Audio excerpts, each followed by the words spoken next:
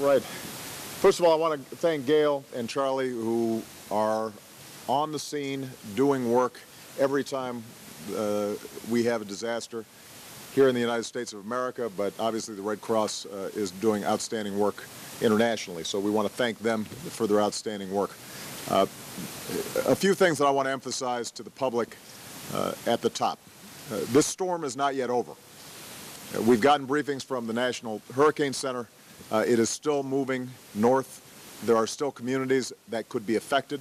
And so I want to emphasize there's still risks of flooding.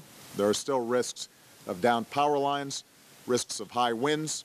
And so it is very important for the public to continue to monitor the situation in your local community, listen to your state and local officials, follow instructions.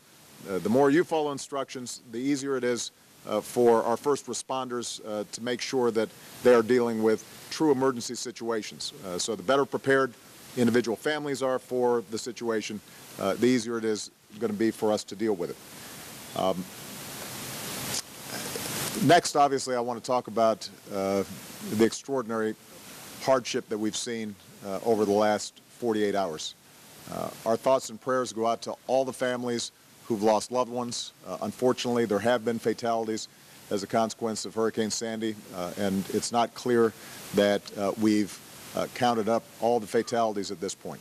And obviously, this is something that is heartbreaking for the entire nation. And we certainly feel profoundly for all the families whose lives have been upended and are going to be going through some very tough times over the next several days and perhaps several weeks and months. The most important message I have for them is that America is with you. We are standing behind you, and we are going to do everything we can to help you get back on your feet. Earlier today, I had a conversation with the governors and many of the mayors in the affected areas, including Governor Christie, Governor Cuomo, and Mayor Bloomberg. I want to praise them for the extraordinary work that they have done. Sadly, we are getting more experience with these kinds of big impact storms along the East Coast, and the preparation shows. Were it not for the outstanding work that they and their teams have already done and will continue to do in the affected regions, we could have seen more deaths and more property damage. So they have done extraordinary work, working around the clock. The coordination between the state, local, and federal governments has been outstanding. Obviously, we're now moving into the recovery phase in a lot of the most severely affected areas. New Jersey, New York in particular have been pounded by this storm. Connecticut has taken a big hit. Because of some of the work that had been done ahead of time, we've been able to get over 1,000 FEMA officials in place, pre-positioned. We've been able to get supplies, food, medicine, water, emergency generators to ensure that hospitals and law enforcement offices are able to stay up and running as they are out there responding. We are going to continue to push as hard as we can to make sure that power is up throughout the region. And obviously, this is mostly a local responsibility, and the private utilities are going to have to lean forward. But we are doing everything we can to provide them additional resources so that we can expedite getting power up and running in many of these communities. There are places like Newark, New Jersey, for example, where you've got 80–90% of the people without power. We can't have a situation where that lasts for days on end. And so my instructions to the federal agency has been, do not figure out why we can't do something. I want you to figure out how we do something. I want you to cut through red tape. I want you to cut through bureaucracy. There's no excuse for inaction at this point. I want every agency to lean forward and to make sure that we are getting the resources where they're needed as quickly as possible. So I want to repeat my message to the federal government: no bureaucracy, no red tape. Get resources where they're needed as fast as possible, as hard as possible, and for the duration, because the recovery process, obviously, in a place like New Jersey, is going to take a significant amount of time. the recovery process in a lower Manhattan is going to take a lot of time. And part of what we're trying to do here is also to see where are some resources that can be brought to bear that maybe traditionally are not used in these kind of disaster situations. For example, there may be military assets that allow us to help move equipment to ensure that pumping and getting the flooding out of New York subway systems can proceed more quickly. There may be resources that we can bring to bear to help some of the private utilities get their personnel and their equipment in place more swiftly so that we can get power up and running as soon as possible.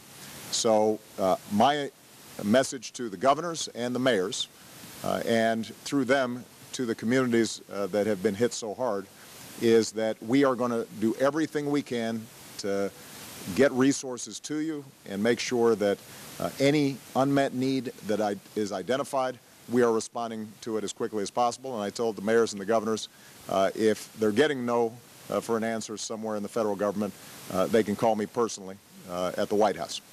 Now, obviously, you know, the state, local, federal response is important, but what we do as a community, what we do as neighbors and as fellow citizens is equally important. So a couple of things that I want the public to know they can do. First of all, because you know, our local law enforcement, our first responders are being swamped, to the extent that everybody can be out there looking out for their neighbors, especially older folks, I think that's really important.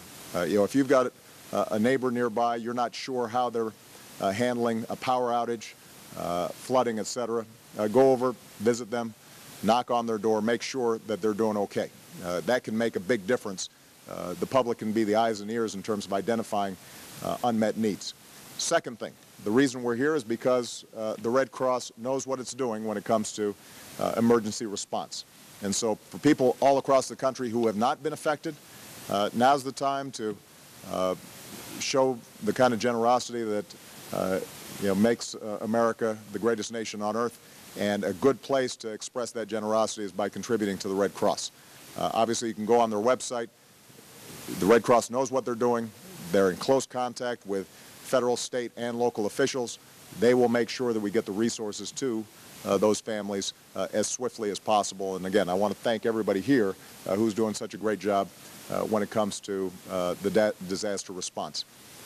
The final message I just say is, you know, during the darkness of the storm, I think we also saw what's brightest in America. I mean, I think all of us obviously have been shocked by the force of Mother Nature as we watch it on television. At the same time, we've also seen nurses at NYU Hospital carrying fragile newborns to safety. We've seen incredibly brave firefighters in Queens, waist deep in water, battling infernos and rescuing people in boats. One of my favorite stories is down in North Carolina, the Coast Guard going out to save a sinking ship. They sent a rescue swimmer out, and the rescue swimmer said, "Hi, I'm Dan. I understand you guys need a ride." You know, that kind of spirit of resilience and strength, but most importantly, looking out for one another, that's why we always bounce back from these kinds of disasters. You know, this is a tough time for a lot of people, millions of folks all across the eastern seaboard, but America's tougher, and we're tougher because we pull together, we leave nobody behind, we make sure that we respond as a nation, and remind ourselves that whenever an American is in need, all of us stand together to make sure that we're providing the help that's necessary. So I just want to thank the incredible response that we've already seen, but I do want to remind people this is going to take some time. It is not going to be easy for a lot of these communities to recover swiftly, and so it's going to be important that we sustain that spirit of resilience, that we continue to be good neighbors for the duration until everybody's back on their feet. All right? Thank you very much, everybody. Thank you, Red Cross.